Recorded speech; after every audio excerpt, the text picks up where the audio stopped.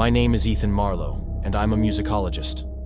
Not the kind who analyzes Bach's counterpoint or dissects Beethoven's symphonies, though I have a deep appreciation for the classics. My fascination lies elsewhere, in the darker, more obscure corners of music history. I'm interested in the power of music, its ability to manipulate emotions, alter perceptions, and even, some claim, to rewire the human brain.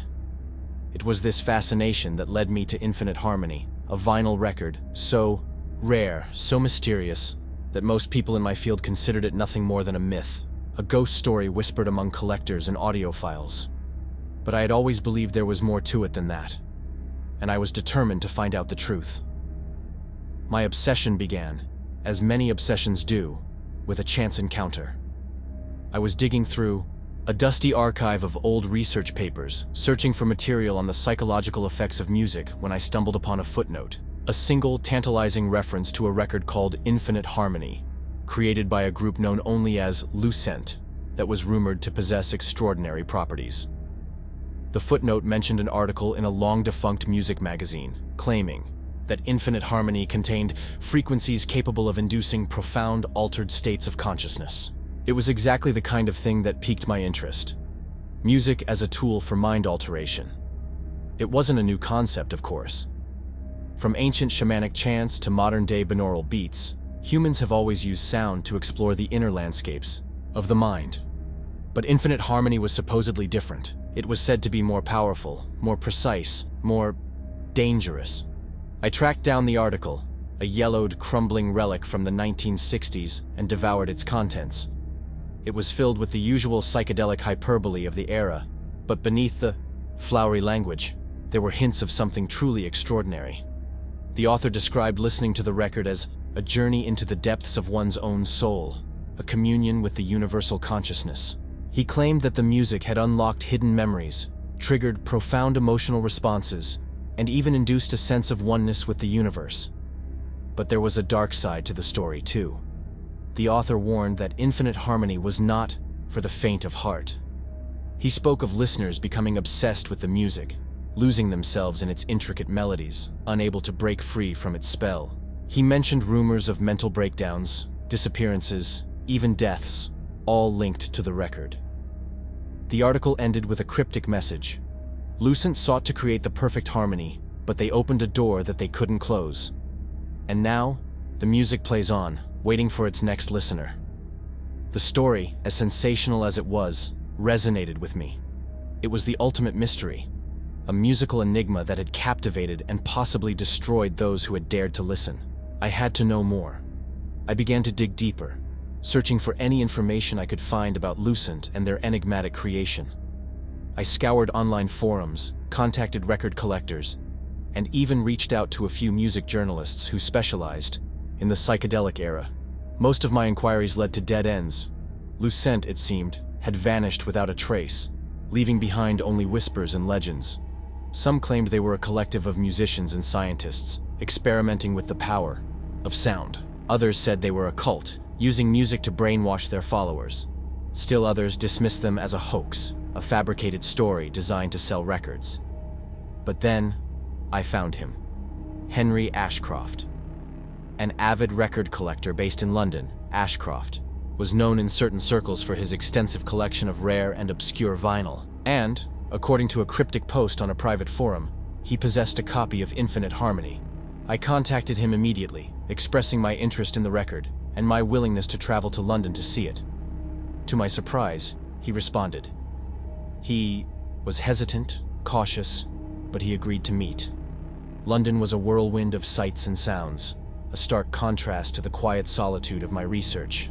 I navigated the bustling streets, my anticipation growing with each step, until I finally arrived at Ashcroft's address, a small, unassuming flat in a quiet residential neighborhood. I rang the doorbell, and after a long pause, the door creaked open. A young woman, her eyes red-rimmed and filled with a haunting sadness, peered out at me. "Mr. Ashcroft?" I asked, my voice filled with a nervous energy. "He can't see you," she said, her voice barely a whisper. "He's not well." "I'm Ethan Marlowe," I said. "We spoke on the phone, about the record." She hesitated, then opened the door wider, allowing me to enter. The flat was dimly lit, cluttered with stacks of records, overflowing bookshelves, and strange musical instruments.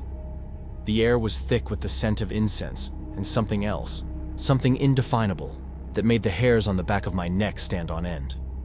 She led me to a small Antakara room at the back of the flat, and there, lying on a bed, was Henry Ashcroft.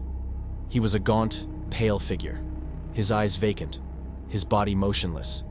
He looked more like a corpse than a living man. "What happened to him?" I asked, horrified. "He listened to the record," she said, her voice trembling. "The track called Eterna. Over and over again. He became obsessed. And then, he just shut down." "Catatonic," she added, answering my unasked question. "The doctors say they don't know if he'll ever recover. The record. Infinite harmony. It wasn't just a myth. It was real. And it was dangerous." As I stared at the lifeless form of Henry Ashcroft, a wave of fear washed over me. But beneath the fear, there was something else. A sense of excitement. A sense of purpose. I was holding the key to a mystery that had haunted me for months, and I was determined to unlock its secrets no matter the cost. "Can I see the record?" I asked, my voice barely above a whisper. The woman hesitated for a moment, then nodded. She walked over to a shelf overflowing with vinyl and carefully pulled out a record, its plain black sleeve giving no indication of the power it held within. Infinite harmony. It was here, in my hands, the legendary vinyl, the source of so much fascination and fear. As I held the record, I felt a strange pull, a sense of anticipation, as if the music within was calling to me, beckoning me to listen. But I knew I couldn't. Not yet. Not until I understood more about what I was dealing with. "I need to take this with me," I said, my voice firm. "I need to study it." The woman looked at me, her eyes filled with a mixture of fear and desperation. "Please," she said, "be careful. That record, it changes people." "I know," I said, "but I need to understand how." I offered to buy it from her, and to my surprise, she accepted, almost relieved to be rid of it, named a price, one I was more than willing to pay. I carefully placed the record in my bag, a sense of both triumph and trepidation washing over me. I had found it, the lost vinyl, the key to the mystery. But as I was about to leave, the young woman stopped me. "There's someone else," she said, her voice low. "Someone else who's looking for the record. A journalist, Alice Harper. She was here a few days ago, asking about Henry." "Did she say why?" "She said she was investigating a series of deaths," the young woman said, fear evident in her voice. "She said they were all connected to this record, to Eterna. She said it was dangerous, that it could drive people mad." "Do you know how to contact her?" I asked. She shook her head. "No. But she said she was going to try to find the people who made the record, the ones who called themselves Lucent." I thanked her for her time and left the apartment, my mind racing. Alice Harper, another player in the game, and she knew about the deaths. As I walked down the street, I felt a tap on my shoulder. I turned around and saw a woman standing behind me. She was tall, with sharp features and an intense gaze. "Ethan. Marlowe?" she asked. "Yes." "My name is Alice Harper," she said, "and we need to talk about the record." It seemed I didn't need to find her. She had found me. And from the look in her eyes, I knew that this was just the beginning of a very dangerous journey. The beginning of a descent into a world of hidden frequencies, sonic manipulation, and a melody that could unlock the darkest corners of the human mind. A melody that, if the tales were to be believed, could drive you mad. Alice Harper, the journalist. Her sudden appearance was no coincidence. It was as if the record itself was drawing us together, pulling us deeper into its orbit. We found a nearby cafe, a quiet corner where we could talk without being overheard. "So," she said, her eyes scanning me with an intensity that was both unsettling and intriguing. "You found Ashcroft, and the record." "I did," I replied, placing my bag on the table, the vinyl safely inside. "And you found me. You seem to know a lot about infinite harmony. Enough to know that it's dangerous," she said, her voice low and serious. "People have died because of that record, Mr. Marlowe, or disappeared, or ended up like poor Henry, trapped in their own minds." She told me about her investigation, about the trail of deaths and disappearances that she had uncovered, all linked to infinite harmony. It was a chilling story, one that confirmed my worst fears about the record's power. "I've been trying to track down the creators," she explained. "This group, Lucent, but they're like ghosts. They vanished decades ago, leaving behind only rumors and speculation." "I know," I said. "I've been looking into them too. They're the key to understanding the record. But we're not the only ones looking," she added, a hint of warning in her voice. "There are others who want the record for themselves." She didn't elaborate, but I understood. The veil of order. Ingrid's warning at Vogel's cottage. We were caught in a dangerous game, and we didn't even know all the players. Despite the risks, I couldn't ignore the pull of the mystery any longer. The record was in my possession, and I had to know what it did. "I'm going to listen to it," I said, more to myself than to her. Alice's eyes widened. "Are you crazy?" she exclaimed. "You've seen what it did to Ashcroft." "I have to," I insisted. "I need to understand its power. I need to know how it works." "And how do you propose to do that?" she asked skeptically. "Play it on your turntable, and hope you don't end up like Henry?" I had anticipated this. "I have a plan," I said. "There's a colleague of mine, Dr. Julian Thatcher, a specialist in acoustic science. If anyone can help me analyze the record safely, it's him. Perhaps with his help, I could unlock the secrets of Eterna without succumbing to its effects. Perhaps." Alice remained skeptical, but she agreed to accompany me. It seemed our paths were intertwined, at least for now. We were both driven by a need to uncover the truth, even if our motivations differed. We found Dr. Thatcher in his lab, a cluttered space filled with oscilloscopes, sound generators, and other esoteric equipment. He was a wiry, eccentric man, with a shock of white hair and eyes that seemed to constantly dart around, taking in every detail of his surroundings.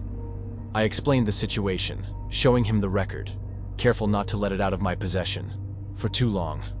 Thatcher examined it with a mixture of fascination and apprehension. "Extraordinary," he murmured, turning the record over in his hands.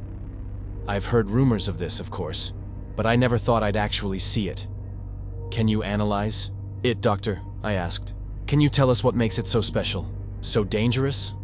"I can try," he replied, "but it won't be easy. The frequencies, the harmonics, they're unlike anything I've ever encountered.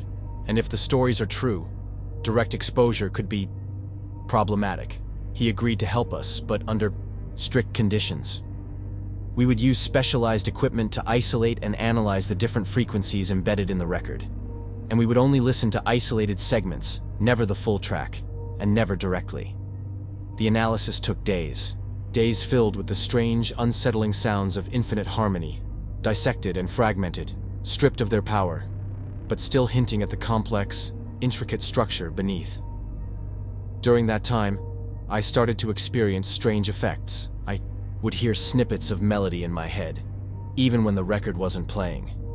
I had vivid dreams, filled with swirling colors and abstract shapes, accompanied by a haunting, ethereal music that seemed to seep into my very bones. I didn't tell Alice or Thatcher about these experiences. I didn't want to alarm them, and I certainly didn't want to give Alice another reason to tell me I was being reckless. But I couldn't shake the feeling that the record was already starting to affect me, that its tendrils were slowly reaching into my mind. While Thatcher worked on the technical analysis, Alice continued her investigation into Lucent, using her journalistic skills to dig up long-forgotten articles, interview former associates, and piece together the fragmented history of the group. She discovered that Lucent was more than just a band of musicians. They were a collective of scientists, artists, and philosophers, united by a shared belief in the transformative power of music. They had built a secluded studio, a place where they could experiment with sound, free from the constraints of the outside world. They were trying to create the perfect harmony, Alice explained, showing me a faded photograph of the group. A sound that could unite humanity, elevate consciousness, unlock the full potential of the human mind. "But they failed," I said, remembering Vogel's words. Or they succeeded too well, Alice countered. They created something they couldn't control. Thatcher's analysis confirmed this. He discovered that infinite harmony contained a complex array of frequencies, some outside the range of normal human hearing, that interacted directly with the brain. It's like they created a sonic key, he explained, pointing to a series of complex graphs on his computer screen. A key that unlocks certain areas of the mind, areas that are normally inaccessible. And Eterna? I asked. What's so special about that track? It's the most complex piece on the record, he replied. It's like a concentrated dose of the entire album's power. It's designed to induce a state of deep trance, to open the listener up to suggestion, to reprogram them in a way. The implications of Thatcher's findings were staggering. Infinite harmony wasn't just a record, it was a tool for manipulating the human mind, and someone wanted it back. One evening, as we were leaving Thatcher's lab, we were confronted. A group of men dressed in dark suits, their faces impassive, blocked our path.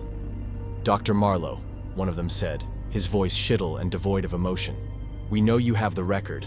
Hand it over, and we'll let you walk away. It was them. The Veil of Order, or as they called themselves now, the Resonance Initiative.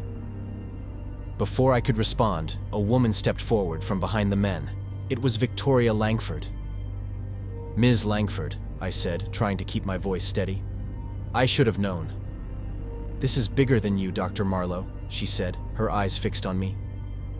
This is about the future of humanity, and infinite harmony is the key. You want to use it to control people? Alice said, stepping forward, to create your own twisted version of utopia. Langford smiled, a cold, humorless smile. We want to bring order to the chaos, she said, to guide humanity towards a more harmonious future. And if a few minds need to be adjusted along the way, so be it. We won't let you, I said, my hand instinctively moving to the bag containing the record. You don't have a choice, Langford replied. Give us the record or face the consequences. Before we could react, one of the men lunged at me, trying to grab the bag. I dodged, but he was too fast. He wrestled me to the ground, and the record slipped from my grasp. Another man grabbed Alice, and she struggled against his grip. It all happened so fast. Then, a shot rang out. The gunshot echoed in the narrow street, followed by a stunned silence. For a moment, nobody moved. We were all frozen, caught in a tableau of violence and fear. Then, the man holding me groaned and slumped to the ground, a dark stain spreading across his shirt. I scrambled back, my heart pounding in my chest, and looked up to see Alice standing. Over him, a smoking gun in her hand. It all happened so fast. One moment we were being threatened. The next, Alice was standing over a fallen man, a weapon in her hand. I hadn't even known she was armed. Where did you get that? I asked. My voice, barely a whisper, staring at the gun in her hand. It's a long story, she replied, her face pale but resolute. And now is not the time. We have to go. Langford and her remaining men were momentarily stunned into inaction, but I knew it wouldn't last. We had to escape, and fast. Thatcher, I called out, "Get out of here! Go!" The old scientist, his eyes wide with shock, didn't need to be told twice. He scurried out of the lab, disappearing into the shadows of the night. We grabbed the record and ran. We ran through the darkened streets, the sound of our footsteps echoing in the silence. The image of the fallen man seared into our minds. We didn't stop running until we were miles away from Thatcher's lab, until our lungs burned and our legs ached. We found refuge in a small, anonymous hotel on the outskirts of the city, a place where no one would think to look for us. We were safe, for now. But the events of the night had changed everything. Alice's actions, though born of necessity, had raised the stakes. We were no longer just researchers pursuing a mystery. We were fugitives, hunted by a powerful organization with a sinister agenda, and we had a gunshot victim to worry about. We need to find somewhere to lay low, Alice said, pacing the cramped hotel room. Somewhere off the grid. And we need to figure out what to do next, I added, my mind racing. Langford wants the record. She wants to use its power. We need to stop her. But how? We were outmatched, outgunned, and out of our depth. If the night hadn't been stressful enough, the gunshot victim from earlier turned out to be somewhat important, at least according to the news reports that started to trickle in the next morning. He was some higher up in a security firm, one that had recently acquired some very lucrative government contracts. It didn't take a genius to connect that firm to the Resonance Initiative. While Alice went out to secure us new identities and a more permanent place to stay, I turned my attention back to the record. I needed to understand its power, to unlock its secrets, before Langford could get her hands on it. I remembered what Thatcher had said about the record containing frequencies that interacted with the human mind. He had mentioned a specific file, a digital archive he had compiled during his initial research, a file he had sent me before he was attacked. It was still there, untouched, in my email. I had almost forgotten about it in the chaos of the past few days, but now it might be our only hope. I downloaded the file, and my computer whirred to life as it tried to open the heavily encrypted data. It would take time to decrypt, time we might not have. While the computer worked, I decided to examine the vinyl itself, looking for anything that might give me a clue about its function. As I held the record, turning it over in my hands, I noticed something I hadn't seen before. A small inscription, etched into the inner ring of the vinyl near the label. It was a series of numbers, arranged in a specific sequence. A code, perhaps? Or something else? I quickly jotted down the numbers, my heart pounding with a sudden surge of hope. Could this be the key to understanding the record's power? Just then, the computer beeped. The decryption was complete. I opened the file, and a flood of data filled the screen. It was a mess of technical jargon, graphs, and equations. But as I started to sift through it, I began to see a pattern. Thatcher's notes detailed his findings, his attempts to isolate and analyze the different frequencies embedded in the record. He had discovered that the music wasn't just affecting the brain's auditory centers. It was also interacting with other areas responsible for emotions, memories, and even motor control. Then I found it. A section labeled the hidden frequency. According to Thatcher's notes, there was one frequency, hidden beneath the others. That was the key to the record's power. This frequency, he believed, was the carrier wave, the signal that modulated the other frequencies, allowing them to bypass the brain's natural defenses and directly influence the listener's mental state. It was a frequency that resonated with the very core of human consciousness, and it was also incredibly dangerous. Thatcher's notes detailed the effects of prolonged exposure to this frequency: obsession, paranoia, hallucinations, and eventually, complete mental breakdown. It was clear now why Langford wanted the record. With the right equipment, she could isolate and amplify this hidden frequency, weaponizing its power on a mass scale. She could control people's emotions, manipulate their thoughts, even rewrite their memories. She could create a world where everyone was in tune with her, where dissent was impossible, where free will was a thing of the past. I had to stop her. But how? I was just a musicologist, not a soldier or a spy. What could I possibly do against a powerful organization like the Resonance Initiative? As if in answer to my question, the computer beeped again. Another file had opened, this one containing a schematic. It was a diagram of a device, a complex array of circuits and components, designed to counteract the effects of the hidden frequency. A jammer of sorts. Thatcher, it seemed, had anticipated this. He had been working on a way to neutralize the record's power, to protect himself and others from its influence.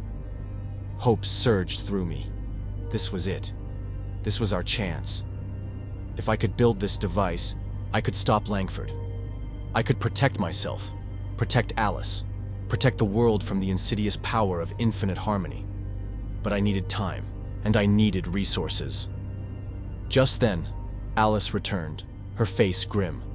"We have a problem," she said. "They're coming for us." Langford had found us.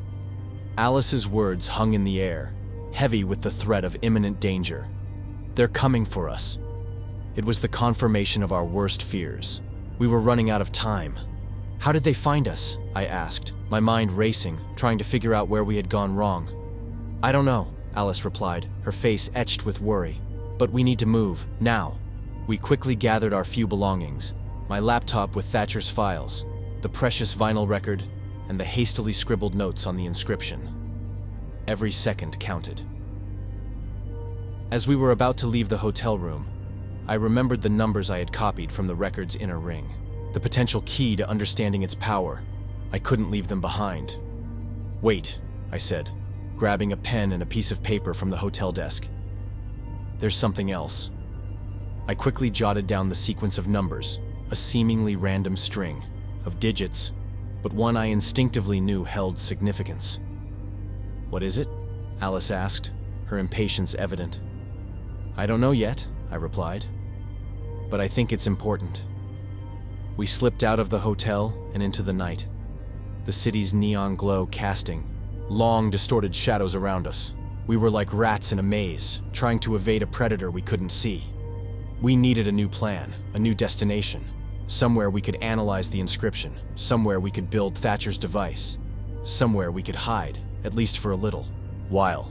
Then it hit me, the old recording studio, the place where Lucent created infinite harmony. It was a long shot, but it was the only lead we had left. According to Alice's research, the studio was located in an isolated area outside the city, a relic of the 1960s, abandoned and forgotten. It was a place off the beaten path, a place where we might be able to find some answers and maybe, just maybe, a way to fight back. We stole a car, a nondescript sedan parked on a quiet side street. It wasn't ideal, but we had no other choice. Alice hotwired it with a skill that surprised me, a skill I decided not to ask about, and we sped off into the night. As we drove, I couldn't shake the feeling that we were driving towards something significant, something that would change everything. The inscription on the record seemed to burn in my pocket, a silent promise of revelation. After hours of driving, we arrived at the location indicated in Alice's notes. It was a desolate area, filled with overgrown fields and crumbling ruins, and in the middle of it all stood the studio. It was a low, unassuming building, almost swallowed by the surrounding vegetation. Its windows were dark and boarded up, and its walls were covered in graffiti. It looked like it hadn't been used in decades. But as we approached, I could feel a strange energy emanating from the place. A faint hum, a subtle vibration that seemed to resonate with the record in my bag. It was as if the building itself was still alive, still infused with the echoes of the music that had been created within its walls. We entered cautiously, our flashlights cutting through the darkness, revealing a space frozen in time. The control room was filled with antiquated equipment, reel-to-reel tape recorders, mixing consoles, and other devices I couldn't even identify. It was like stepping onto the set of an old movie, a relic of a bygone era. The main recording room was even more impressive. It was a large, open space with a high ceiling and walls covered in soundproofing material. In the center of the room, a single microphone stood on a stand, as if waiting for a performance that would never come. "This is it," Alice whispered, her voice filled with awe. "This is where they created infinite harmony." I could feel it too. The weight of history, the echoes of the past, the lingering presence of Lucent. It was as if the music they had created here had somehow seeped into the very fabric of the building, imbuing it with a strange, almost sentient energy. We began to search the studio, looking for anything that could help us understand Lucent's work, anything that could shed light on the true nature of infinite harmony. We found notebooks filled with cryptic musings on music, consciousness, and the nature of reality. We found diagrams of strange devices, schematics for circuits that seemed to defy the laws of physics. And we found recordings, hundreds of hours of recordings, experiments in sound, attempts to capture the perfect harmony. As we listened to the recordings, I began to understand what Lucent had been trying to do. They weren't just trying to create music, they were trying to create a new kind of experience, a new way of interacting with the universe. They believed that music could be used to unlock the hidden potential of the human mind, to connect people on a deeper level, to create a collective consciousness. It was a utopian vision, a dream of a world united by sound. But something had gone wrong. The recordings became increasingly erratic, filled with dissonance and distortion. The notes became frantic, filled with fear and paranoia. "They were playing with fire," Alice said, her voice barely above a whisper. They didn't understand what they were dealing with. Then we found it. A hidden room, behind a wall of soundproofing. Material, Inside, we found a single leather-bound journal. It was Lucent's logbook, their final testament. As we read through the entries, a chilling story unfolded. We learned that Lucent had stumbled upon something unexpected during their experiments, something they called the hidden frequency, the same frequency Thatcher had discovered in his analysis. They believed that this frequency was the key to unlocking the full potential of the human mind. But they soon discovered that it was also incredibly dangerous. The logbook described how the frequency began to affect them, altering their perceptions, manipulating their emotions, driving them to the brink of madness. They became obsessed with the music, unable to stop listening, unable to break free from its hold. The final entry in the logbook was dated just days before the group vanished. It was written in a shaky hand, barely legible. The harmony is consuming us. We can't stop it. We can't control it. It's not what we thought it was. It's not a key to utopia. It's a door to something else. Something dark. We have to destroy it before it's too late. And then, nothing. Lucent had failed. They had unleashed something they couldn't control, something that had ultimately destroyed them. But what was the hidden frequency? And how did it relate to the inscription on the record? As I pondered these questions, I noticed something out of the corner of my eye. A pattern on the wall, hidden behind one of the old mixing consoles. It was a series of lines and symbols, arranged in a specific sequence. It was the same sequence as the numbers on the record. I quickly realized what it was: a musical notation, a melody. The inscription wasn't just a set of numbers, it was a musical key, and I knew, with a sickening certainty, that I had to hear it. Before Alice could stop me, I had pulled out the record and located the old, dusty turntable in the corner of the room. It was a relic, but it seemed to be in working order. With trembling hands, placed the record on the turntable and dropped the needle. The music filled the studio, and the journey into the heart of infinite harmony had begun. It was time to see if the music truly could control minds. And if so, could it be controlled? Or was I simply another victim, lured by its siren song? The answer, I suspected, lay within the music itself. The song that never ends. But would it end me? As the first notes of Eterna filled the studio, I felt a strange sense of anticipation, a mixture of fear and excitement. This was it, the moment of truth. The music that had driven men mad. The melody that held the key to unlocking the secrets of the human mind. The song was unlike anything I had ever heard before. It was a complex tapestry of sound, a swirling vortex of melodies and harmonies that seemed to shift and change with every passing moment. It was beautiful, terrifying, and utterly captivating. Alice watched me, her eyes filled with concern. "Ethan, be careful," she pleaded. "We don't know what this will do to you." "I have to do this," I replied, my gaze fixed on the spinning record. "I have to understand."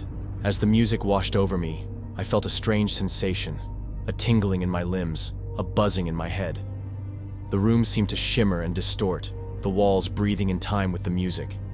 It felt as if the studio itself was coming alive, responding to the frequencies, to the hidden melody I had unlocked. I closed my eyes and let the music take over. The music was inside me now, worming its way into my mind. I could feel it probing, searching, unlocking hidden doors. Memories, long forgotten, surfaced. Emotions, buried deep, welled up. It felt like the song was stripping me bare, exposing my innermost self. Then, I began to see them. The cycles. Visions flooded my mind. A rapid-fire montage of civilizations rising and falling, empires crumbling, cities burning. I saw the endless loop of creation and destruction, the ebb and flow of human history, playing out on an infinite scale. It was overwhelming, terrifying, and yet strangely beautiful. I was witnessing the grand tapestry of existence, the intricate patterns of the universe, woven together by the threads of time. But then, the visions took a darker turn. I saw the future, or rather, a future. A world controlled, manipulated, enslaved by the power of the hidden frequency. A world where free will was an illusion, where every thought, every emotion, was dictated by a single, all-powerful force. Langford's vision. The Resonance Initiative's goal. I had to stop it. I had to break free from the music's grasp. With a supreme effort of will, I forced myself to open my eyes. The studio was still there, the record still spinning, but something had changed. The music seemed louder now, more insistent, more demanding. It was trying to pull me back in, to drown me in its depths. I stumbled towards the turntable, my hand outstretched, determined to stop the record, to silence the melody before it consumed me completely. But then, a voice cut through the music. "Wouldn't do that if I were you." Langford. She stood in the doorway of the studio, flanked by two of her men, a triumphant smirk playing on her lips. Behind her, I could see more figures emerging from the shadows, surrounding the building. We were trapped. "It's too late, Dr. Marlowe," she said, her voice dripping with condescension. "The music has already taken hold. You can't fight it." "We'll see about that," I replied, my voice hoarse. I lunged for the turntable, but one of her men intercepted me, grabbing my arm and twisting it behind my back. I cried out in pain, but I didn't stop struggling. "Alice!" I shouted. "The device! Thatcher's files!" Alice, who had been watching the confrontation with a look of horror on her face, seemed to snap out of her trance. She grabbed my laptop, which contained the schematics for Thatcher's frequency jammer, and ran towards the back of the studio. "Stop her!" Langford commanded. Another man moved to intercept Alice, but she was too fast. She dodged his grasp and disappeared into the maze of equipment, her footsteps echoing in the cavernous space. Langford turned her attention back to me, her eyes blazing with anger. "You can't stop this, Dr. Marlowe," she said. "This is the future. A world united, a world at peace, a world controlled by us." "It's not peace," I retorted, gritting my teeth against the pain in my arm. "It's slavery." "Call it what you will," she said, shrugging. "It's the only way to save humanity from itself." She nodded to the man holding me, and he twisted my arm, further, forcing me to my knees. The pain was excruciating, but I refused to give in. As I knelt there, defeated for the moment, I saw something that gave me a glimmer of hope. The record was still spinning, the music still playing, and the inscription, the musical key, was still there, etched into the inner ring. If I could somehow use the key, maybe I could disrupt the hidden frequency. Maybe I could break the music's hold. It was a long shot, but it was all I had left. While Langford and her people were distracted, while Alice was hopefully piecing together Thatcher's device, I had one last chance. Using my free hand and relying on my perfect pitch, I began to hum, then whistle, then sing, the melody encoded in the inscription.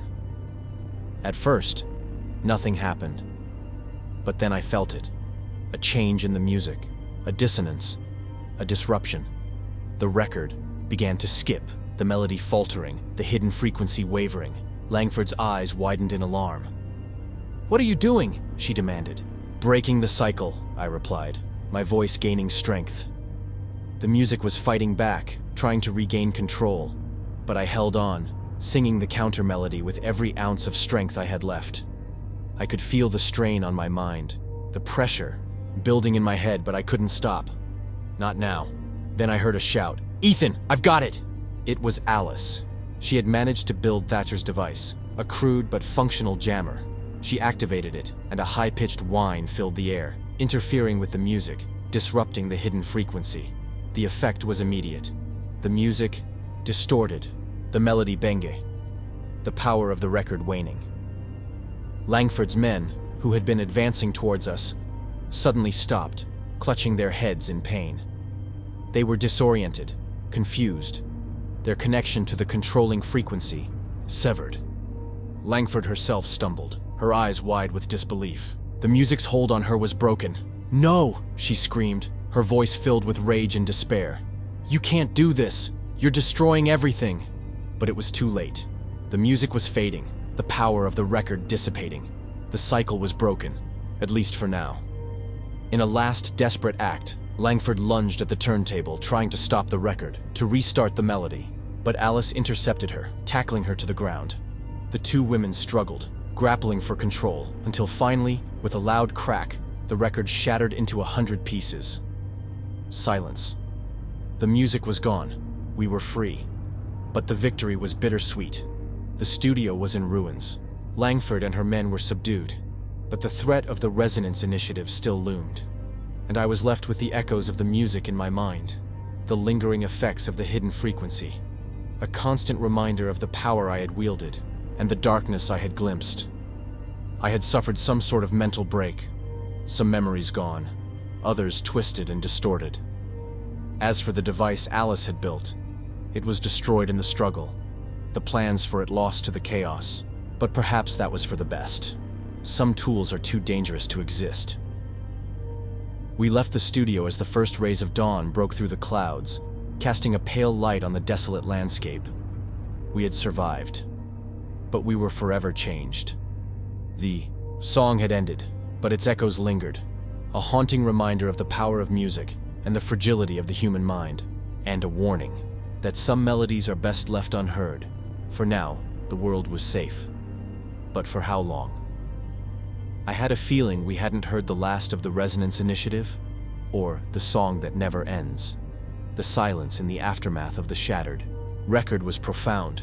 It wasn't just the absence of sound, but the absence of something deeper, something that had been subtly influencing us, controlling us, ever since we'd encountered the Infinite Harmony vinyl. It was a silence that felt both liberating and unsettling, like stepping out of a crowded room and into a vast, empty space. We had won for the moment. Langford was defeated, her plans to weaponize the hidden frequency thwarted. Her men, disoriented and confused, were easily apprehended by the authorities, who arrived shortly after Alice called them, alerted by the earlier gunshot. But the victory felt hollow. The experience had taken a toll on all of us. The studio was in ruins, a testament to the destructive power of the music. Thatcher's device was destroyed, its secrets lost along with the shattered vinyl. And I was different. The music had changed me. It had unlocked something within me, something I couldn't fully comprehend. I had seen the cycles, the vast, intricate patterns of history, the rise and fall of civilizations. I had glimpsed the potential for a future controlled, manipulated, by a single, all-powerful force. And I had touched the hidden frequency, the carrier wave that could rewrite the human mind. I had sung the counter-melody, disrupted the signal, broken the cycle. But at what cost? My memories were fragmented, my thoughts disjointed. I had trouble focusing, concentrating. I would often find myself lost in thought, staring into space, haunted by the echoes of the music, the Eterna track specifically. Alice, though physically unharmed, was deeply shaken by the experience. She had seen firsthand the power of the record, the seductive allure of the hidden frequency. And she had killed a man, an act that weighed heavily on her conscience, even though it had been in self-defense. As for Langford, she disappeared. She evaded capture in the chaos following the record's destruction and vanished without a trace. The Resonance Initiative, it seemed, had gone underground, their plans temporarily derailed, but not extinguished. I knew, with a chilling certainty, that we hadn't seen the last of them. They were still out there somewhere, waiting for their next opportunity to rise. Perhaps even now, they were searching for a way to recreate the hidden frequency, to harness its power once more. In the weeks that followed, we tried to return to our normal lives, but it was impossible. We were forever changed by what we had experienced. Alice, true to her nature, threw herself into her work, using her journalistic skills to expose the Resonance Initiative, or at least, what little we knew of them. She wrote a series of articles, carefully worded to avoid revealing the true nature of the threat, warning the public about the dangers of technological manipulation and the importance of safeguarding their mental freedom. Of course, she had to omit the most fantastic parts of the story, the parts no one would believe. I, on the other hand, retreated from the world. I left my position at the university, unable to face the routine, the mundane details of academic life.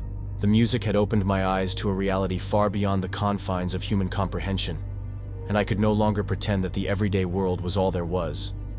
I became a recluse, a hermit, haunted by the echoes of infinite harmony. I moved to a remote cabin, far from the city, far from the noise and distractions of modern life. There, I tried to make sense of what I had seen, what I had experienced. I spent my days poring over Thatcher's notes, trying to understand the science behind the hidden frequency, trying to piece together the fragments of the puzzle that remained. But the more I learned, the more I realized how little I truly understood. The manuscript, the cycles, the hidden frequency, they were all part of something far bigger, something far more ancient and powerful than I could possibly grasp. And then, there was the inscription, the musical key, the counter melody. I knew that it held a power of its own, the power to disrupt the hidden frequency, to break the cycle of control. But I also knew that it was dangerous, that it could be used for ill as well as for good. I had destroyed the record, but the knowledge remained, etched in my memory, a constant temptation, a persistent hum just beneath the surface of my consciousness. What if I was wrong? What if Langford was right?